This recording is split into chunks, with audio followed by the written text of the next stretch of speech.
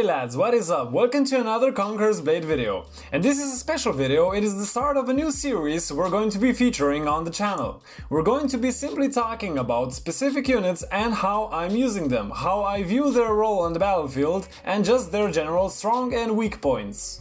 Now, to clarify, again, we're going to be thinking outside the box, which means any particular meta you may have for a specific unit, you might just get a completely different perspective here. And that's okay, you know, everyone has their own playstyle. The best we can do is talk about it. Of course, you are welcome to share your view in the comments below, so we can strive to get the best possible combinations for our beloved units. Now, as this video is going to be released, the Wolves of Ragnarok Season 7 is coming to an end.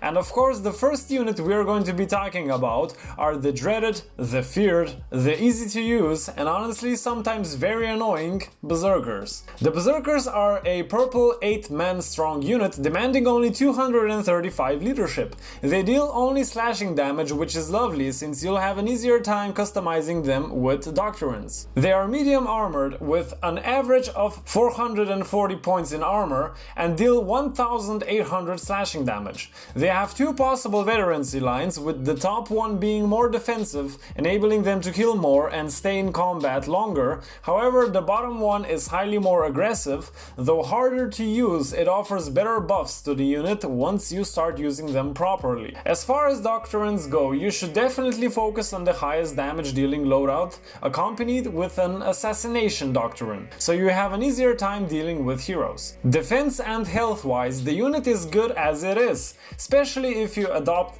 the upper veterancy line, so focusing doctrines into defense offers little reward. The abilities Berserkers have are highly focused on offense, with the first one being Odin's Charge, which enables them to charge in, knocking their enemies down while dealing massive amounts of damage and even getting a good amount of rage from the assault. The second ability is Berserker Assault. This ability makes the unit do an AoE attack around themselves, dealing damage to units around them. This skill is particularly useful when used after charging into a group of enemies, or after knocking an enemy hero to the ground to make a quick execution.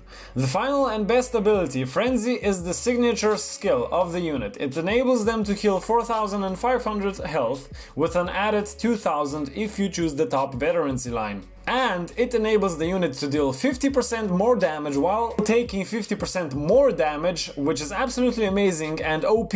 Keep in mind, however, that in the frenzy state you will lose control of your unit, and if they are not relatively close to the enemy you want to frenzy on, they may attack someone else that is closer to you. This can result in the death of your Berserkers, so watch out and be careful when and how to use frenzy. Health-wise, they are the ultimate tanks with 19,000 health. But it's understandable since they are only 8 in a unit. However, due to their health healing capabilities, this does make them highly powerful, enabling them to stay in very prolonged battles and are really only vulnerable to spears. Ranged can also hurt them, but due to their high ranged resistance and charge attacks, archers will often find themselves, well, in the ground when facing against Berserkers. The only units so far that seem to stop them are spears and cavalry. Surprisingly, a hero is a useless counter to this unit, which brings me to the next point, and that's on how best to use Berserkers. Now, the unit is classified as frontline first attackers, but that's not really how you should be using them, and honestly that's not, at least as far as I've seen, good players have been using them. Think of your Berserkers as an elite SEAL task force capable of undertaking special missions, of capturing uncontested supply points and even capturing defense points with high efficiency. What I'm trying to say is that yes, the Berserkers are really good at a frontline assault against a lot of enemies, but they become so much more effective if you use them to support your allies. Think of them also as support. They are very, very fast, especially when you use double C. That makes them highly flexible in getting from point A to point B, which means if you check your map constantly and see that allied heroes are getting pressured and are losing their battle, you can quickly pull back your Berserkers or call them out of your reserves and rush in. The absolutely massive blow you can strike to the enemy will either make them fall back with huge losses or result in some of their heroes getting absolutely driven over by your allied units and Berserkers. And this is the point where Berserkers really shine. The fact that they are capable of moving so quickly, their tankiness, their ability to resist ranged attacks and regenerate health. Like really, if there was a perfect unit in Conqueror's Blade, Berserkers would be on the top list of contenders. All of the strengths they offer makes them able to carry certain games just because of the sheer damage bursts they are capable of doing, accompanied with being able to be in sustained battles. Honestly, their weakness is somehow connected with their strength, that being that they are really aggressive, especially in charge and berserker mode, making you lose control over them, and if they do charge pikes in that state, they are quickly going to be dwindled down and put into the ground. So really guys, use your tactical SEAL team of 8 to your best advantage. Don't just throw them into the meat grinder. I've been seeing too many players do that. And also another thing I'd like to point out is be sure you have to use the frenzy ability, whether to heal them or to do additional damage, since you will lose control over them, and if you don't place them where you want them, you may end up losing 235 leadership for nothing, which in the end is going to massively hurt your score and honestly hurt the team you're playing with. Another thing I'd really like to emphasize while using Berserkers, especially when you're running solo,